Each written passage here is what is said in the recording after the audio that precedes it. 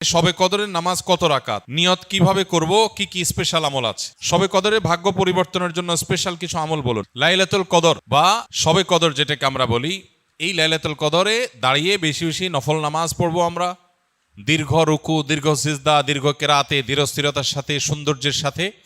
তো কোরআন তেলাওয়াত বেশি বেশি করা, দোয়া করা, জিকির আজকার করা, আল্লাহর কাছে আল্লাহ স্মরণ করা, এগুলোর মধ্য দিয়ে আমরা রাতকে কাটাবো। লাইলাতুল কদরে বিশেষ আমল বলতে একটা দোয়াই শুধু হাদিস দ্বারা আমরা জানতে পারি, সেটা হলো নবী করিম সাল্লাল্লাহু আলাইহি সাল্লাম মা আয়েশা রাদিয়াল্লাহু তাআলা আনহাকে শিখিয়েছেন যে লাইলাতুল কদর পেলে তিনি যেন এই দোয়া পড়েন, আল্লাহুম্মা ইন্নাকা আফুউন তুহিব্বুল আফওয়া ফা'ফু আন্নি। আল্লাহ আপনি ক্ষমাশীল, ক্ষমাশীলতাকে আপনি পছন্দ করেন, অতএব আমাকে ক্ষমা করুন। এই দোয়া আমরা বেশি বেশি পড়বো। এর বাইরে লাইলাতুল কদরের বা শবে কদরের আলাদা কোনো নামাজের ফরম্যাট নাই যে এত সংখ্যক রাকাত পড়তে হবে এবং প্রথম রাকাতে অমুক সূরার সাথে অমুক সূরা এতবার, দ্বিতীয় রাকাতে তমুক সূরা এতবার, এরকম কোনো বাধ্যবাধকতা নেই। যে কোনো সূরা দিয়ে অন্য যে কোনো সাধারণ নামাজের মতো করে আমরা লাইলাতুল কদরের নামাজ পড়তে পারি। আর এর জন্য আলাদা কোনো নিয়ত নেই যে নাওয়াইতু আন উসাল্লিয়া সালাত লাইলাতুল কদর বা লাইলাতুল কদর নামাজ পড়ছি, এরকম কোনো আলাদা নিয়ত দরকার নেই। আমি লাইলাতুল কদরে পড়ছি, আমার মাথায় আছে, এটুকুই নিয়ত ইনশাআল্লাহ যথেষ্ট হবে এবং সুন্দরভাবে সালাত আদায় করা, নামাজ পড়াটাই হলো গুরুত্বপূর্ণ। শবে কদরে ভাগ্য পরিবর্তনের জন্য স্পেশাল কিছু আমল বলুন। লাইলাতুল কদরে গুরুত্বপূর্ণ বিষয়গুলো ধার্য হয়। আল্লাহ তাআলা সূরা দুখানের একেবারে শুরুতে বলেছেন, ফিহা ইউফরাকু কুল্লু আমরিন হাকিম। লাইলাতুল কদরে সব গুরুত্বপূর্ণ বিষয়গুলোকে ধার্য করা হয়। এই জন্য লাইলাতুল কদরে গুরুত্বপূর্ণ বিষয় যেন আমার নসিবে আল্লাহ লেখেন, আল্লাহ যেন তাকদিরে ভালো কিছু দেন, আমরা আল্লাহর কাছে দোয়া করব। এবং সেই সাথে তাকদিরে যেন ভালো কিছু হয় সেজন্য নেক আমল করবো ইনশাআল্লাহ। যে যত বেশি নেক আমল করবে এবং যে যত বেশি গুনাহ থেকে বেঁচে থাকবে, আল্লাহ তাআলা তার জন্য তত বেশি কল্যাণের ফয়সালা, ভালোর ফয়সালা করবেন। আমরা আল্লাহর কাছে দোয়া করব এবং নেক আমল করব, গুনাহ থেকে বেঁচে থাকবো। বাস এই ত্রিমুখী প্রচেষ্টায় আমাদের নসিবে ভালো কিছু আসবে। এর বাইরে আলাদা কিছু আমল আছে যেগুলো নিয়ে আমাদের স্বতন্ত্র একটা ভিডিও বোধহয় ইউটিউবে আছে, যে ভাগ্য সুপ্রসন্ন হবে যে সমস্ত আমলের ডিটেল সেখানে বলা আছে। যেমন কেউ যদি চায় তার রিজিক বাড়ুক, কেউ যদি চায় তার হায়াত বাড়ুক, তাহলে সে আত্মীয় স্বজনের সাথে সুসম্পর্ক বজায় রাখবে, রক্ত সম্পর্কীয় বন্ধনগুলো মজবুত করবে। কারণ বুখারী বর্ণিত হাদিসে নবী সাল্লাল্লাহু আলাইহি ওয়াসাল্লাম বলেছেন, মান সাল্লাহু আন ইউবসাতা লাহু ফি রিজকিহি আও ইউনসা লাহু ফি আথারিহি ফালিয়াসিল রাহিমা। যে চায় তার রিজিক প্রশস্ত হোক, তার হায়াত বাড়ুক, বরকত হোক, তাহলে সে যেন তার রক্ত সম্পর্কীয় সম্পর্কগুলো বাড়ায়। ঠিক তেমনিভাবে জীবনে বারাকা লাভের যে সমস্ত উপায়গুলো আছে, যে কোনো কাজ বিসমিল্লাহ দিয়ে শুরু করা, কুল্লু আমরিন যি বালিন লাম ইউবদা বিবিসমিল্লাহি ফাহুয়া আবতার আও আকতা আও কামা ওয়ারাদা ফিল হাদিস। কোনো গুরুত্বপূর্ণ কাজ আল্লাহর নাম নিয়ে শুরু করলে সেখানে বরকত হয়। অতএব আমার নসিবে ভালো কিছু হওয়ার জন্য এই আমার হাদিস বর্ণিত আমলগুলোকে আমরা ফলো করতে পারি। আর জেনারেলি কথা হলো নেক আমল বেশি করা, গুনাহ থেকে বেঁচে থাকা, আর নসিবে ভালো কিছু দেওয়ার জন্য আল্লাহর কাছে দোয়া করা। লা ইয়ারুদ্দুত তাকদির ইল্লা দোয়া। কারণ তাকদির এটা দোয়া দ্বারায় ক্ষেত্র বিশেষে পরিবর্তন হয়, হাদিস দ্বারা প্রমাণিত। এই জন্য গভীরভাবে আল্লাহর কাছে দোয়া মনোনিবেশ করতে হবে। রমজানের শেষ দশকের জন্য বিস্তারিত কিছু আমল বলুন।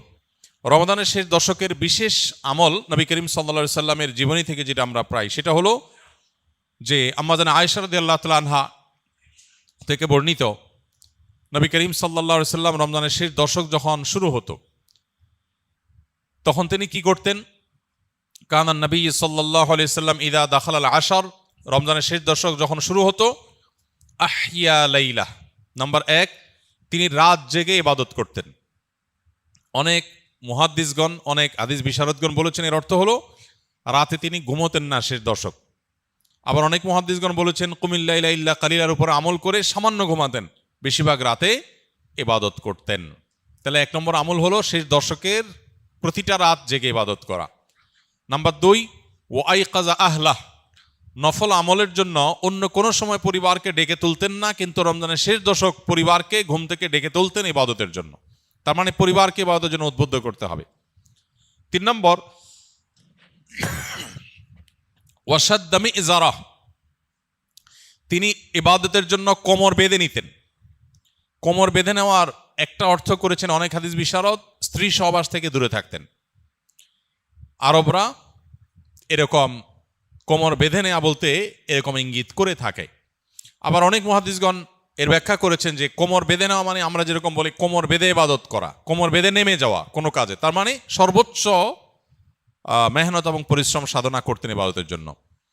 আর অন্য আরেকটি হাদিসে আসছে কানা ইয়াজতাহিদু ফীহি মা লা ইয়াজতাহিদু ফী গায়রি, নবীজি শেষ দশকে ইবাদতের জন্য এত বেশি পরিশ্রম করতেন, বছরে অন্য কোনো সময় ইবাদতের জন্য এত পরিশ্রম করতেন না।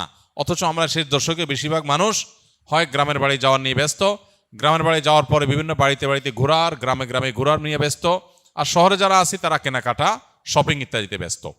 তো এটা হলো আমাদের শেষ দশকের অভ্যাস, যেটা হাদিসের একেবারেই বিপরীত। শেষ দশক হওয়া উচিত প্রথম দশক দ্বিতীয় দশকের চাইতে বেশি ইবাদতে বেশি মনোযোগী হওয়া উচিত আমাদের শেষ দশকে। আল্লাহ আমাদেরকে তৌফিক দান করুন। রমজানে নারীরা উচ্চ আওয়াজে কোরআন তেলাওয়াত করতে পারবেন কিনা? নারী হোক আর পুরুষ হোক কোরআনে কারিমের তেলাওয়াতের মধ্যে নীরবে তেলাওয়াত করতে পারেন, আবার কিছুটা মৃদু কণ্ঠের মৃদু আওয়াজে তেলাওয়াতও করতে পারেন। বিশেষ করে বাসা বাড়িতে একটু মৃদু কণ্ঠের আওয়াজে তেলাওয়াত করাই ভালো।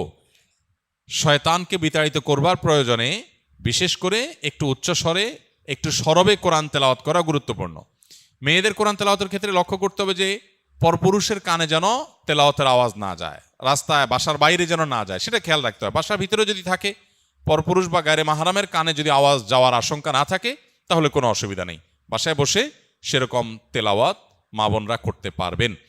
এবং সবসময় তাদের একেবারে নীরবেই করতে হবে এমন কোনো বাধ্যবাধকতা নাই, বরং কিছুটা সরবে করতে পারেন। বিশেষ করে পরিবারের অন্যান্য সদস্যদেরকে কোরআন তেলাওয়াতে উদ্বুদ্ধ করার জন্য যদি একটু আওয়াজ দিয়ে পড়েন তাতে কোনো অসুবিধা নাই, বরং অনেক ক্ষেত্রে এটা ভালো সন্তানদেরকে অভ্যস্ত করার জন্য। এবং বিশেষ করে আজকাল তো একটু সরবে আওয়াজ কোরআন তেলাওয়াত এটা বাসাবাড়ি থেকে আমাদের বিভিন্ন জায়গা থেকে এটা উঠে গেছে, এটা করা দরকার। হ্যাঁ, মসজিদে যখন আপনি তেলাওয়াত করবেন বা এমন জায়গায় তেলাওয়াত করবেন যেখানে আরও অনেক মানুষ আছে, সেখানে জোরে তেলাওয়াত করলে অন্যদের ডিস্টার্ব হবে, সেখানে অন্যের ডিস্টার্ব যেন না হয় সেভাবে আপনাকে তেলাওয়াত করতে হবে। নবী করিম সাল্লাল্লাহু আলাইহি সাল্লাম মসজিদে নববীতে এক ব্যক্তিকে উচ্চস্বরে কোরআন তেলাওয়াত করতে শুনে বলেছেন যে তুমি যাকে শোনাতে চাচ্ছ তিনি বধির নন, অর্থাৎ তোমার আওয়াজ যেন অন্য কারোর কষ্টের কারণ, ডিস্টার্বের কারণ না হয়। এটা আমাদের খেয়াল রাখতে হবে ইনশাআল্লাহ তাআলা। আমি 12 ঘন্টা কাজ করি, রোজা রেখে নামাজ না পড়লে কি রোজা হবে? রোজা রেখে নামাজ যদি কেউ না পড়ে তাহলে এটা হলো লুঙ্গি খুলে পাগড়ি পরার মতো। অর্থাৎ রোজার গুরুত্বের চাইতে নামাজের গুরুত্ব বেশি না কম? বেশি। এখন আপনি রোজা রাখছেন কিন্তু নামাজ পড়েন নাই, তাহলে আপনি পাগড়ি পরছেন কিন্তু লুঙ্গি পরেন নাই, তাহলে পাগড়ি পরছেন, পাগড়ি পরার সওয়াব পাবেন, কিন্তু তার চাইতে লুঙ্গি না পরার গুনাহ ভয়ঙ্কর। তো এই জন্য রোজা রাখছেন, রোজার সওয়াব পাবেন, কিন্তু নামাজ পড়েন নাই, তার জন্য গুনাহ হবে তার চাইতে অনেক বেশি। এজন্য রোজা রাখা উচিত, আবার নামাজও পড়া উচিত। রোজা রাখা যতটা উচিত নামাজ তার চেয়ে বেশি পড়া, নামাজ পড়া আরও বেশি উচিত বা বেশি কর্তব্য। অতএব এই গুরুত্বটা আমাদের বুঝতে হবে এবং বোঝার চেষ্টা করতে হবে। আল্লাহ আমাদেরকে তৌফিক দান করুন।